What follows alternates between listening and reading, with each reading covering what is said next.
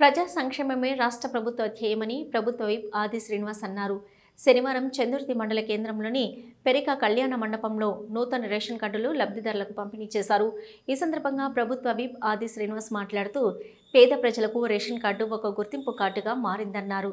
చందుర్తి మండలంలో 254 నూతన రేషన్ కార్డులు జారీ చేస్తున్నామని, 1995 మంది పేర్లను నూతనంగా నమోదు చేయడం జరిగిందని, వీటి ద్వారా దాదాపు 2249 మంది పేదలకు అదనంగా రేషన్ అందుతుందని అన్నారు.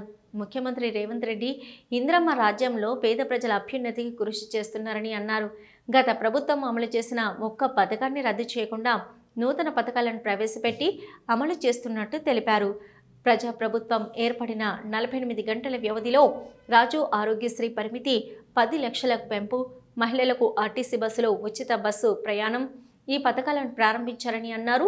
రాష్ట్ర ప్రభుత్వం స్థానిక సంస్థల ఎన్నికల్లో బీసీలకు 42% రిజర్వేషన్లు కల్పించేందుకు కేబినెట్ సమావేశంలో నిర్ణయం తీసుకున్నట్లు తెలిపారు. త్వరలోనే చందుర్తి మోత్కురావుపేట రోడ్డు పనులు ప్రారంభం కానున్నాయని పేర్కొన్నారు. గత 10 సంవత్సరాలలో కనీసం రోడ్డు నిర్మాణానికి అనుమతులు కూడా తీసుకురాలేకపోయారని, కానీ తను గెలిచిన 11 నెలల్లోపే అటవీ శాఖ అనుమతులు తీసుకురావడం జరిగిందని, త్వరలోనే పనులు ప్రారంభం చేయడం జరుగుతుందని తెలిపారు.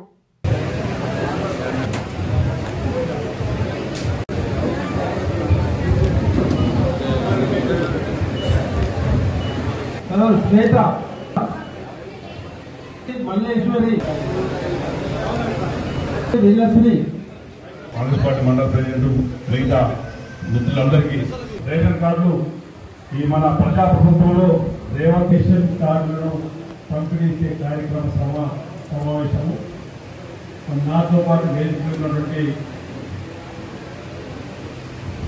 అధికారులు, అదేవిధంగా ప్రజా జీవితంలో ఉన్నటువంటి ప్రజలు, మార్కెట్ కమిటీ చైర్మన్ తిరుపతి గారి మిత్రులు, ఎలక్ట్రానిక్ మీడియా సంబంధించినటువంటి మిత్ర బృందం, ఇతర అధికారులకు, రెవెన్యూ, అదేవిధంగా మండల సుదీర్ఘ కాలంగా పేద ప్రజలు, సుదీర్ఘ కాలంగా అన్ని వర్గాల ప్రజలు ఇంచుమించు 10 సంవత్సరాలుగా ఎదురు చూస్తున్నటువంటి ప్రక్రియ రేషన్ కార్డులకు సంబంధించినటువంటి అందుకునేటువంటి కార్యక్రమంలో భాగంగా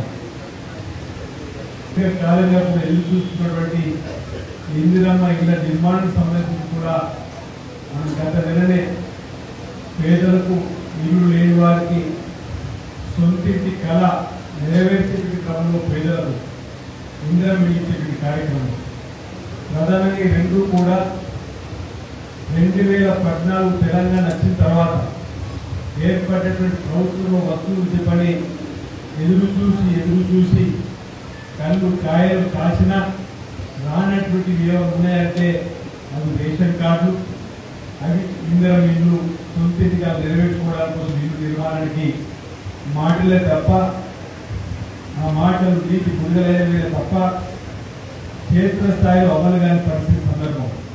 ఇప్పుడే నేను రజిత గారు, శ్రీలత గారు ముందు ధర్మారంలో కోరపేట మండలానికి సంబంధించిన కార్యక్రమంలో పాల్గొన్నారు.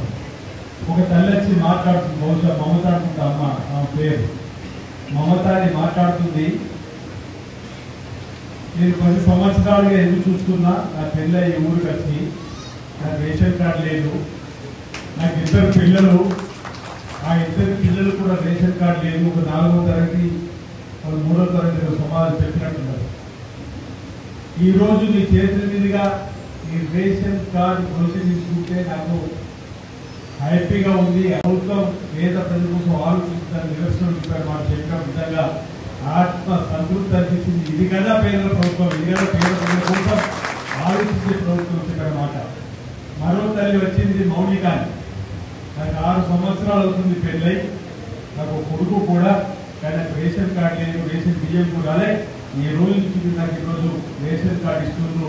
ఇలాంటి ప్రభుత్వం రావాలి, సల్లాగా ఉండాలి, మీకు 100 ఏళ్ళు బతకాలని చెప్పనేటువంటి ఆశీర్వాదం ఇస్తున్న సందర్భంలో చాలా